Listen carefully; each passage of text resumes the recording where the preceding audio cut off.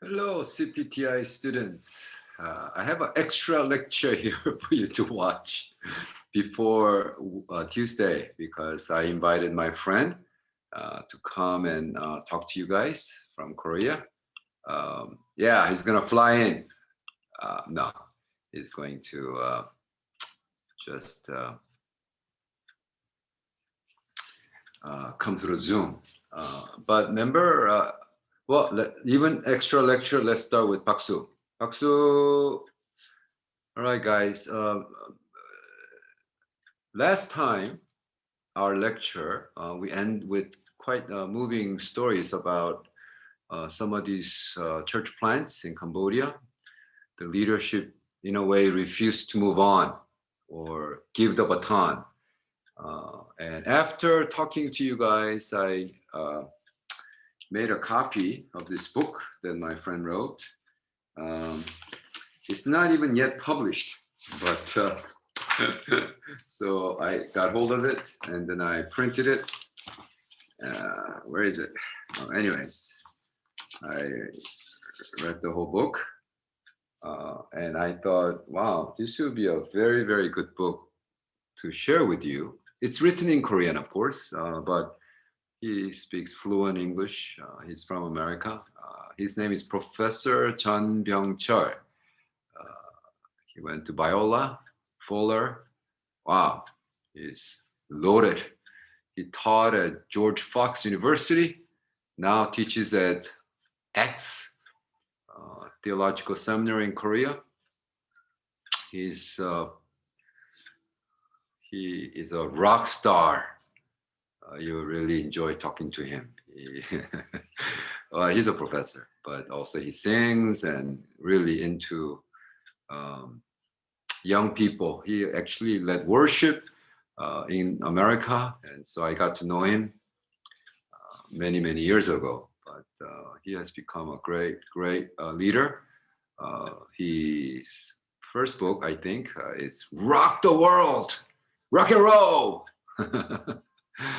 So he just travels the world. He's very, very, very wonderful leader. And he wrote a whole thing on leadership exchange. And as I was reading, and his teachings are in videos everywhere. So if you could look up his English teaching, that'd be fantastic. So going back to his book, 이음의 leadership, or I call it leadership exchange or baton, it's like taking the baton. Remember I told you even that taking the baton, and so I thought, wow, this is interesting. It's research mainly about church in America, and then he used the secular MBA management leadership principles, and so that's fantastic. I really enjoy reading it. It's interesting how he brings in the Korean leadership manual, page 8 of that book.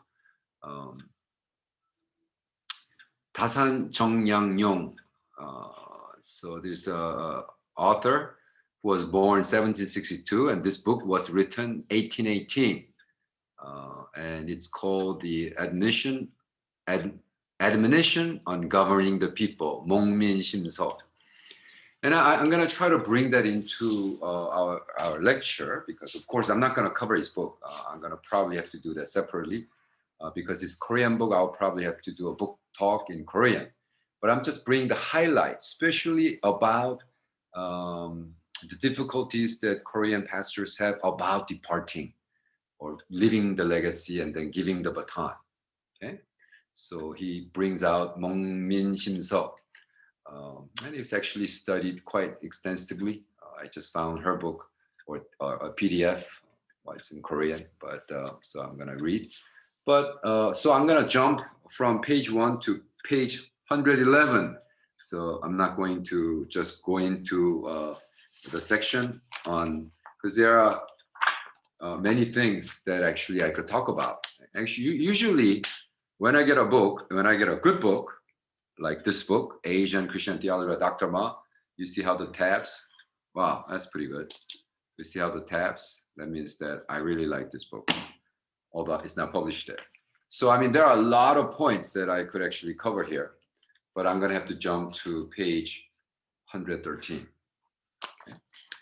And so, because success in leadership exchange, we're gonna learn from the successful exchange, so that maybe, hopefully, possibly, that we could apply that as CPTI church plans, and then you could negotiate that with your Korean missionaries. In that page 113, he writes, human or person holds the answer. You could talk about system, you could talk about history, you could talk about all that. And then he quotes two people, one person I really like, one person I really don't like. So, but he quotes on Peter Drucker, and how the whole leadership issue that Peter Drucker talks about, the leadership principle. See, 1986, I went to Fuller Theological Seminary, and then they had a special lecture on leadership. And I remember attending, and two were the speakers. It's so interestingly how he quotes two people. One is Peter Drucker. Peter Drucker came on stage, and he's not a Christian. He's a Jewish man, but he's a guru. He's like the top leader on management and leadership. I still remember this day. I mean, I heard it 1986. Wow, how many years ago is that? 40 years? But almost 40 years. He said, as a leader, you ask just two questions, he said, as he came on stage. Whether you're IBM, biggest corporation in the world, if you are a leader of a business, you just have to have two questions, ask yourself two questions, and must have a clear answer to that. First question, what is my business? What is my business? Excellent. What do you think number two is? How is my business, right? So if you're a CEO, if you're the president of a company, right, then you have to ask, well, what is my business? How is my business? Well, Professor John talks about how Airbnb started, and the CEO basically asked, what is my business? And then against the principle that he will not do anything else. So as a pastor, then you must ask just two questions. All of you CPTI students are pastors. Well, you just have to ask two questions. What do you think those are? What is my ministry? What is my ministry? Right?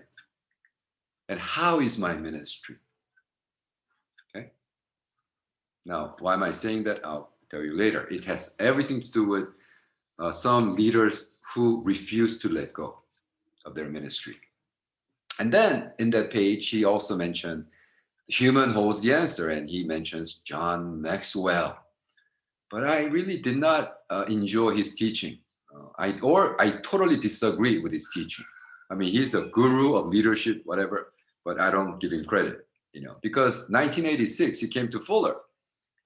And then his testimony or his teaching was that, as a young pastor, he went to San Diego, some church, and then he had multiple staff, 10, 12 staff. It's a large church with 10, 12 associate pastors. And he said that he fired everybody that he did not produce fruit. Like IBM, like Apple, like a company, like a secular company. You fired because you did not bring resource, you did not bring people, you did not. And I'm sitting there thinking, wait a minute. Wait a minute. What is my ministry? Or to be more blunt, Peter Drucker was so blessed. And I'm thinking, wait, didn't Peter Drucker just said, what is my business? How is my business, right? So you have to ask, what is my business as a pastor? To raise the people, to serve the people, groom the people, work with people. Can you imagine Jesus firing his disciples? Get out. You're gonna be deceitful. You're going to disown me. So get out. Peter, you're useless. Thomas, your doubter. Get out. Right? Judas, you traitor. So I think John Maxwell teaching maybe works, and he wrote a lot of books. And he made tens of millions of dollars selling his books, but I never bought one copy. So I think fundamentally I disagree with what he's saying. Anyways, that's just my take. But that's the take that Chung Yang-yong, the one who wrote that book, says human holds the answer. And he wrote, in the end, the importance of people is also emphasized by Mokmin Shimseop, right? Leaders are the ones who influence people to make them act. He stressed that institution as an example is the primary policy, and governing by law or system is the second best. When you serve the people with leadership, you follow them with joy. But if you try to rule with law, like you don't produce, you're fired. You're afraid and reluctant to obey. The core of the leadership Dasan emphasizes tasrim. Tasrim means to rule over, but by serving. Well, so that's two. And the third, I really like Professor John's insert of a diagram by this lady, Marilyn Price Mitchell. Marilyn Price Mitchell's 8 distinction of a leader. And I think this is something that we could actually study for a whole 2 session or whatever. And each point will go down. Because what she's saying is that great leader have 8 distinction. You have empathy, feel, curiosity, question. Oh, this is much better. Okay, so let's do this. Empathy, there's a touch, there's connection. Curiosity, he always wants to learn. Sociability, there's always very people-oriented. Resilience, that when you crush, they come back. Self-awareness, very aware of what people are saying, and so he places himself in the leadership.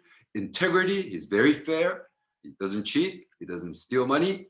Resourcefulness, he can bring the resource in and put the puzzles together. He put this people in, and creativity. Wow, compass of advantage of leadership like that. Wow, if you have all of them, like that'll be fantastic. But question then, based on these 3 people and based on his book, remember the end of our last section, we talked about, well, a certain Korean pastor who planted church in Cambodia refused to leave. Okay, who has problem with leadership exchange? Because that pastor that you serve, the Korean missionary, he does not know what his ministry is. Because he thinks he's a harbor. I told you over and over again, Cambodian proverbs. The boat leaves, but harbor remains. Cambodians, you are harbor, you will remain, you're going nowhere. But foreigners, missionaries, we all gonna leave someday. What are you gonna do? You are responsible. And that Korean missionary who cannot let go of the church, primarily because he doesn't know what his ministry is. Secondly, he thinks that ministry is not serving people, but using people for their ministry. And I know that some of you feel like I've been used. I served 5-6 years and now I'm kicked out, be sent off. In a way, you're fired, right? Wow. And I felt sorry. I felt so sad. And actually, that's why I'm doing this extra lecture. And I invited Professor John to come and share with us and the context of this. And then I'm going to have him watch this so that he could actually then elaborate out of his book. And the thirdly, it's because of that, probably that pastor that you work with lacking in some of this important distinction of a leader. He may not be a good leader because he just lacks. And so he holds on tightly. The section that I really want to emphasize is ready for departure. He's still using Chung Yang-yong's book. He writes, if you don't get surprised when your position change, and if you don't care, even if you lose your title, then people will respect you. It is not easy for retired pastor to be respected by their congregation, even after retirement. And so what you're experiencing is kind of normal. It does not just happen in Cambodia, it happens in America. He, talks about, this beautiful church in LA that because leaders would refuse to leave the position and the title and then leave behind this great church that he planted, Oh, problem after problem after. So it's not just Cambodia where Korean missionaries, Korean pastors having hard time let go. It's happening all over, and it's kind of built in. And Professor John is going to talk about that aspect of, is it a little more to do with being Koreans? Does Cambodian pastor have similar problem? I don't know. That's something you need to research. But I think that he ends with this final point. I think is very, very appropriate, right? He says, because you have hard time being Asian, in particular, discussing the retirement of the founding pastor, because all of you are serving under founding pastor. Okay, and there's no second, third, fourth tier leadership exchange. It's like, yeah, that Korean missionary came, and just like every Korean missionaries, because they were not trained to be missionaries, they were trained to be pastors. They went to seminary, got their MDiv. They don't know, they don't understand what missionary is. They just came and they saw majority of the Korean missionaries are senior pastors of a Cambodian church, and they're preaching every week. And so for you, as the second tier, the associate pastor, to talk about their retirement, a founding pastor, is annoying because it can sound like, I wish he would die soon. I wish you would die soon, right? And this is Asian culture, Cambodian or Korean, or it just doesn't work that way. That's why you are having some difficulties right now. I know you're reaching your 30s and 40s and you want to take over a church, but they're reluctant because they still think you are young, right? And finally, it's because that the whole pali pali, quickly, quickly, you know, if I say pali pali in Korean, you already know. You heard that so many times from Koreans all over Cambodia. You know, just like that guy who was eating the instant noodle, but he can't wait, so he just chews on it. It's like the whole culture, Korean culture is built on pali pali, pali pali. Grow your ministry, pali pali. Go get CPTI degree, pali pali. Get your pali pali. And plant another church, pali pali. And so that we could multiply and we could increase the number. Well, the big question is, does this kind of cup-banner relationship exist? And when the senior pastor refused to leave, although he should retire, it's called kapjil, right? And our goal is to reach that 동갑 status, where you start as a patron, kap, and people that I serve, that me, it will be 을, OS step, and it's just beautiful thing. If patron, client could work together. There's nothing wrong with kap and 을, right? It's just a social dynamic structure and explanation of what's happening. But when it becomes 갑질, patronizing, right? And it becomes a part of paternalism, then we have a problem. Your pastor may be thinking that, oh, the kid is too young. He'll never mature enough. That's paternalism or patronizing, 갑질. So we really would like to see leadership exchange from 갑 as a father, and 갑 as a sponsor, and 갑 as a partner, and become the 동갑. That's the goal.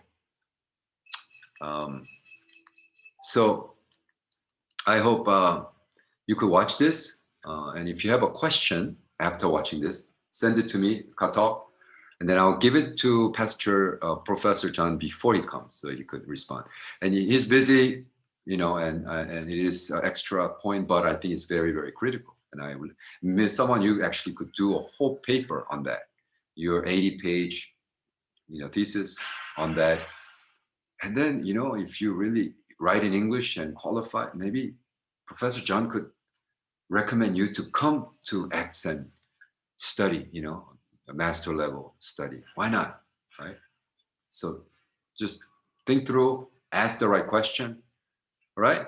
I just thought it was so fantastic how after we talked about that issue, Pastor John sent me this PDF. And so of course, I had it printed.